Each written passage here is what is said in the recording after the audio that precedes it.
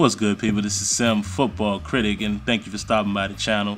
You guys know how I do, man. I show positives and I show negatives, and this is a positive thing that I'll point out here in this video.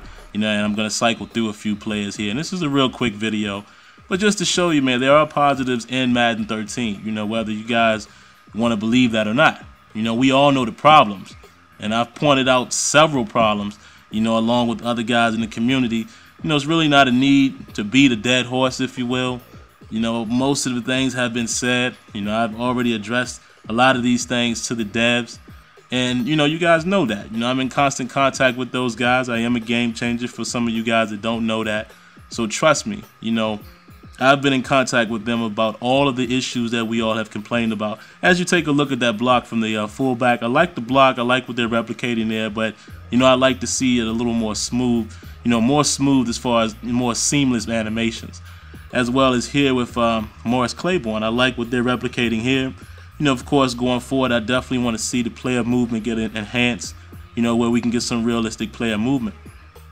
Now, as you take a look here at Brandon Carr as well, I definitely like what they're trying to replicate here. You'll see where he's going to look at the receiver, look at the quarterback first, then look at the receiver, and then look back to where the ball is. I can definitely agree with what they're replicating here. Like I said, and this is an area of emphasis that I've given to the devs numerous times. Of course, we all would like to see the player movement become more realistic as far as the way it plays out and, what controls it, whether that be momentum or weight or what have you. Now, the meat and potatoes of this video is right here. I love the route-based passing, and this is something that you're able to do this year. As you can see, I throw the ball before Heath Miller comes out of his break. Now, it could be argued, it could be a more smoother transition right here as far as going into his animation, but the fact of the matter is the route-based passing is there. So, I have to at least tip my hat for that effort. All right, let me know what you think.